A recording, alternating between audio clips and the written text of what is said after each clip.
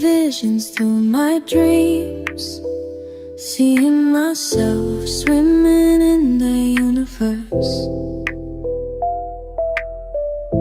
My ancestors gave me gifts to read cards, predict and heal. My name is Daphne, but spirit calls me Babylon. Angels communicate through numbers. Intuition is so deep. The gift I fully embrace within.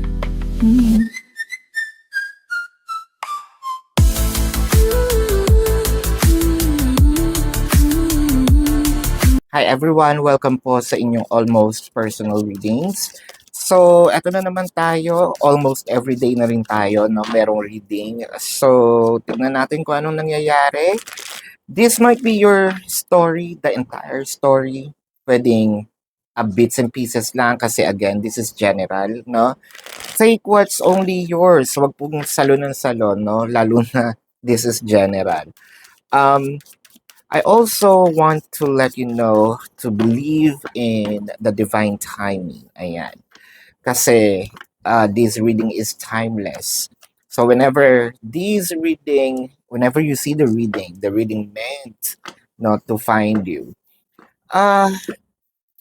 So there's actually a communication here using internet. So there's distance if may ganon.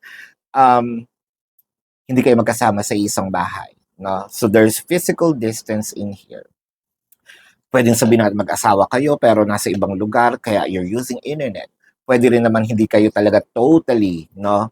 Wala, kumbaga kayo pa lang pero you're using the internet. Pwedeng wala rin naman kayo pero you're using Messenger, what have you.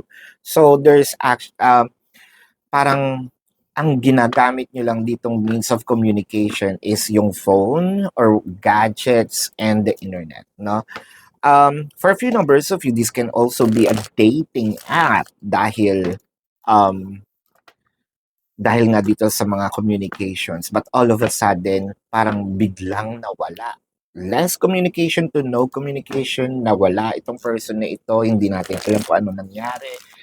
We actually had no clue what happened to this person with the Queen of Wands. Are you questioning, is it because of meron ba akong nasabi? Probably we are doing some self-reflection right now. Ano ba yung nasabi ko? Meron ba akong maling ginawa? Meron bang, or baka masyado akong direkta? Kasi the Queen of Wands is also a person who has no filter, pero magalang. Unlike the Queen of Swords, talagang no filter, like barubal, no? The Queen of Swords can be sometimes, no, yung may mga mayayaman nga na direkta, no? Yung parang, mahiya ka naman, bakit mo sinasabi yan? The Queen of Wands is medyo finesse, pero direct, no? Direkta din. Pero merong may, sabihin natin, yun nga, may finesse na, kumbaga, low-key, yung kanyang communication, direkta, pero may, may kurot. So, ikaw ba itong taong to? Na with the Fool card, baka iniisip mo na, sino ba sa amin ngayon ang immature? Ako ba o siya? Bigla ka tuloy ngayon na napaisip din. Meron ba itong tinatago sa akin? May anak na ba to? Nagkaanak ba to? May naanakan ba to? Bakit biglang nawala, no?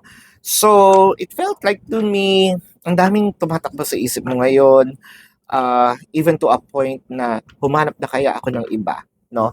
I'm not going to wait for the person, and probably for a few numbers of you medyo nandun na nga rin, lalo na yun nandito sa dating app or using some social media, no, account. So, naka-reserve yung puso mo for the person, pero siguro yung iba, okay, kakausap na ako ng iba, pero hopefully, no, you're crossing your fingers, sana yung kumontak uli ito. With the Hangman, siguro pinapakalma mo rin yung sarili mo. Kaya tayo nakikipag-usap sa iba, no? Diverting ourselves with other people, hindi ka naman sa naghahanap, well, parang ganun na nga rin, kind of like rebound, ayaw mo lang malunod sa kalungkutan. With the hangman, alam mo sa sarili mo kung sino mahal mo. Um, hindi naman sa pakikipaglandian, actually, you're looking for a friend, sabi nga nila, di ba, um, minsan mas masarap kumausap ng taong hindi mo kakilala kasi that person is not going to judge you. Unlike kasi yung meron ka ng ah, information na investment dun sa tao, meron yung mga judgment na baka naman ganito ka, baka naman ka ganyan. Sometimes, talking to a strangers might probably help you, kasi double-edged sword yan. Pwede makakita ka rin ng taong bastos, no? Pero makakita ka rin ng tao na bukal naman yung puso na, willing to help and probably give you some advices. Where's the Nine of Pentacles? Um,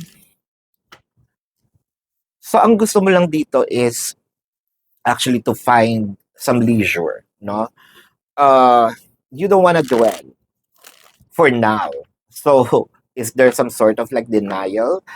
Um, Siguro in between denial and acceptance, no? Nandun tayo, in denial and acceptance. In denial because you're crossing your fingers that probably your person's going to, there's hope in here that your person's going to return and have a communication with you.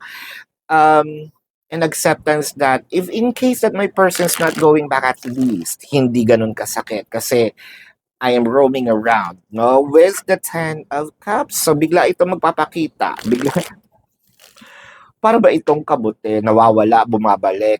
Ano to, pag may kulog, biglang lumalabas? Ano yan? Kabuti nga, no? With the, ano to, punjay, fungus, no? With the Ten of Cups. So, babalik ito with an offer of love, with an offer of commitment. Ha? Bakit napunta agad sa, sandali, naguluhan ako dito. Kasi the person is, actually, meron na kayong understanding. Okay.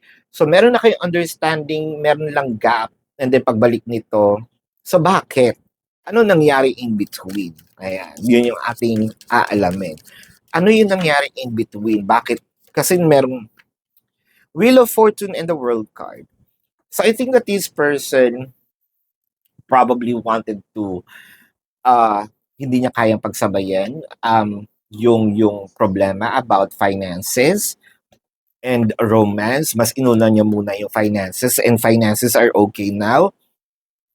And then jumping off into, okay, so okay na yung finances, and then eto naman yung romance. So may mga nakabinbin akong mga problema, isa-isa lang. Pwede yon. So mas una sa kanya yung finances, no? And then, so hindi pa naman kayo family, so medyo understandable yon.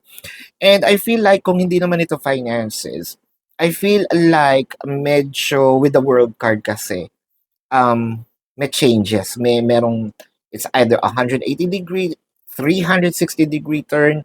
One thing's for sure, it's on a cycle, no? Parang sinabi niya dito na, I found something and I feel like my heart actually longing for you. When we are in separation, I feel like you changed me, no? Either you changed me to become a bigger person, you changed me, the way how I think, you changed the way how I perceive life. With the Wheel of Fortune in here, I feel like this is also something that I would love to offer. I've been longing for this for quite a while. I'm actually looking for a relationship. I might be scared, no? I was scared because our relationship is going deeper. And with the separation, I use that time for me to self reflect and then finding out that I already found a person for me. And with that being said, I think that your person here made a realization that I won't let you go, that your person realizes that since this is a gift given to me by the universe and it's kind of like ano ba, blasphemy, no? For me to reject this. If the universe is giving this to me, so might as well embrace it with my arms wide open. And it felt like, okay, I'm already accepting this. I really do apologize for not showing up for this gap, but here I am giving you the nag-aano ko, ang tawag doon, ah, may tawag doon eh, nasa dulo ng dila ko, yung message, no? Yung let me know sa comment section. It's about there's something about the message. Ginagawa ko to before and bumalik na naman siya, no? Ah, yung parang inner thought, inner message nitong person na ito. Anyway, let's go back to the reading. So, parang ito yung gusto niya sabihin sa'yo, no? Na um, bottom line, no? Lika na, diretso na natin to. I'm ready for it. I know that you're ready for it. So here's the commitment. Here's the ring with the world card.